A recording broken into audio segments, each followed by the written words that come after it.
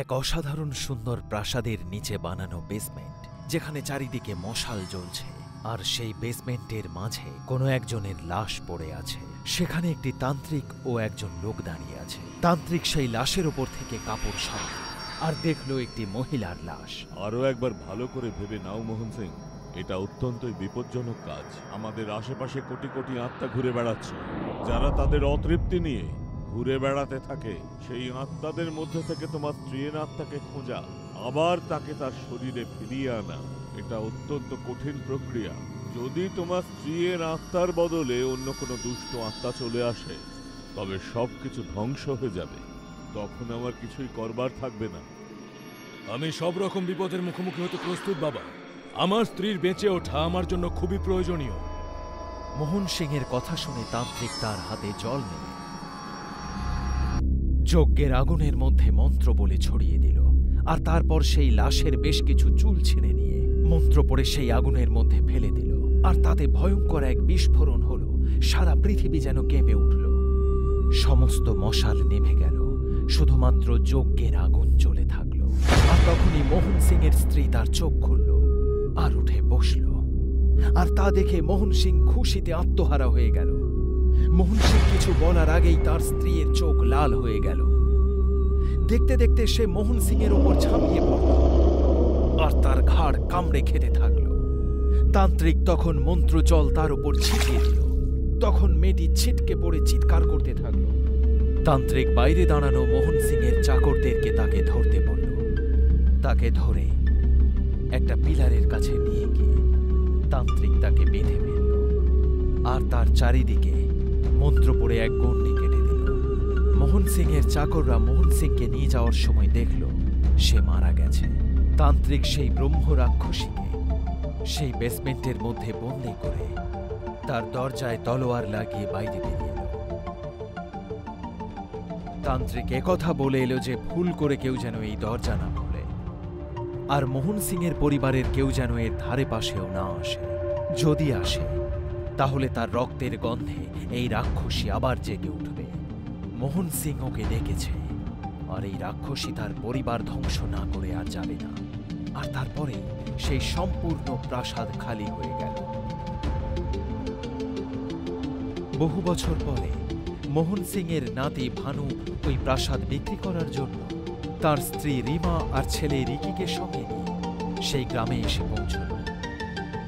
প্রাসাদের কিছু বিশ্বস্ত লোক, যারা রাক্ষসীর রহস্য সম্বন্ধে জানত, তারা এক আঁটোসাঁটো পাহারার ব্যবস্থা করল, যাতে কেউ যেন সেই বেসমেন্টের দিকে না যেতে পারে। সেই দিন সন্ধ্যেবেলা রিকি খেলতে খেলতে বেসমেন্টের কাছে গিয়ে পৌঁছল, আর তখন পাহারাদাররা কেউ সেখানে ছিল।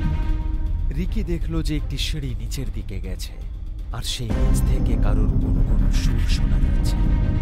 রিকি ভাবছিল সে নিচে যাবে কি যাবে না। তখনই নিচ থেকে আওয়াজ এলো, রিকি, তুমি এসে গেছো? তুমি জানো আমার কাছে তোমার জন্য অনেক খেলনা আছে।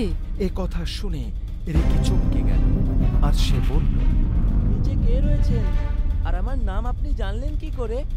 নিচ থেকে আবার আওয়াজ এলো, আমি তোমার বন্ধু, যে তোমার ব্যাপারে সবকিছু জানে। আওয়াজ এতটাই মিষ্টি ছিল যে রিকি নিজেকে আটকাতে পারল না। সে সিঁড়ি দিয়ে নিচে নেমে গেল। নিচে গিয়ে সে দেখল একটা দরজা আছে, আর যার বাইরে তলোয়ার লাগানো আছে। বেশ পুরনো হওয়ার কারণে সেই দরজার উপর ধুলো জমে গেছিল, মাকড়সা ফাঁদ তৈরি হয়েছিল।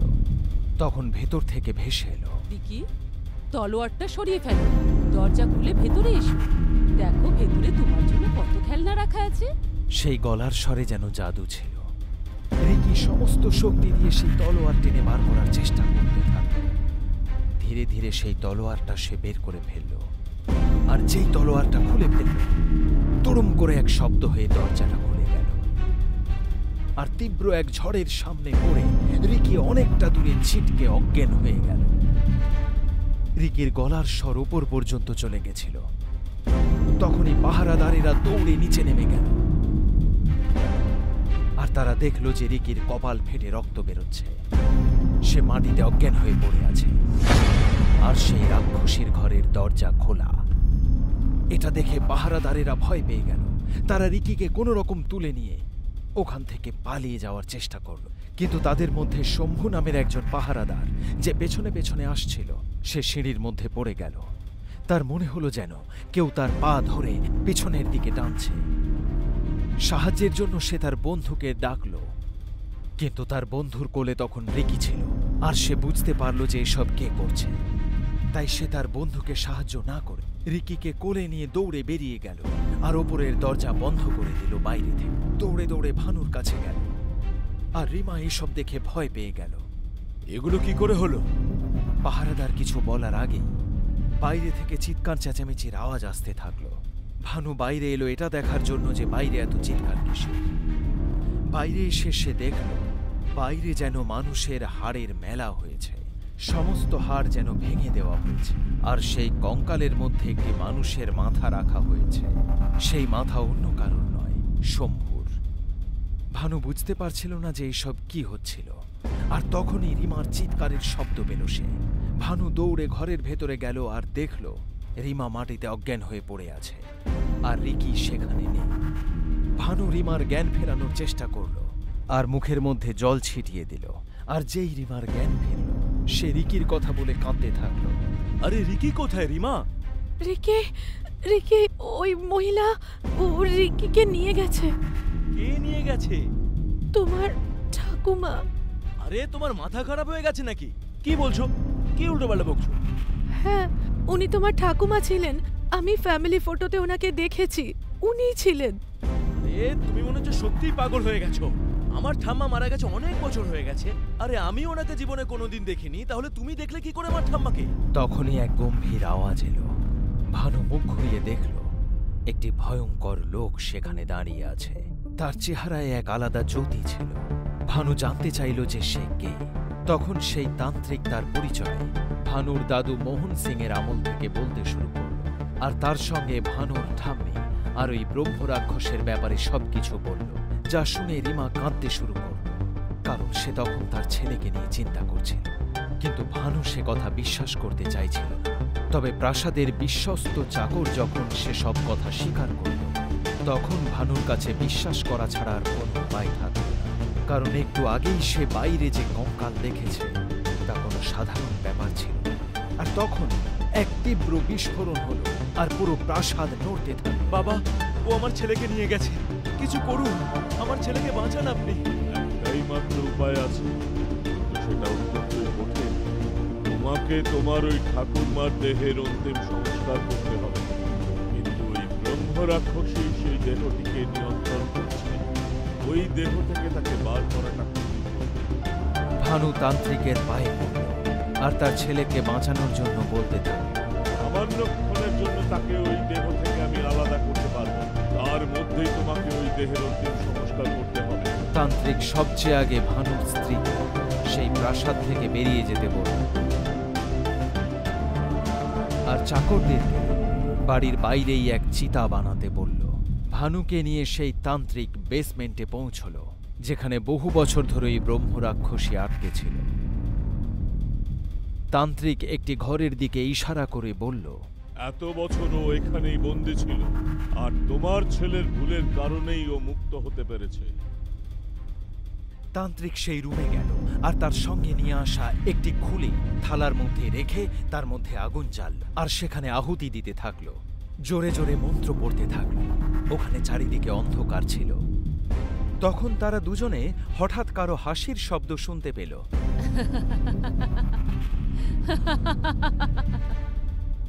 তান্ত্রিক, সেই সময় তো তুই কিচ্ছু করতে পারিসনি। আমি এটা জানতাম, তুই ওকে নিয়ে অবশ্যই আসবি। নিজের সন্তানের মায়াতে একজন বাবাকে অবশ্যই আসতে হবে। আর আমি মোহন সিং এর পুরো পরিবারকে শেষ করে দেব। সে আবার হাসতে শুরু করল, কিন্তু তান্ত্রিক থামল না। তখন ভানুর গলা কেউ পেছন থেকে ধরল, আর ভানুকে শূন্যে তুলে ফেলল। কিন্তু তান্ত্রিক তার জায়গা ছেড়ে উঠল না। তান্ত্রিক আহুতি দিতে থাকল, আর তারপর তার ব্যাগ থেকে একটি মুরগিকে বের করল, যার দুটো পা বাঁধা ছিল।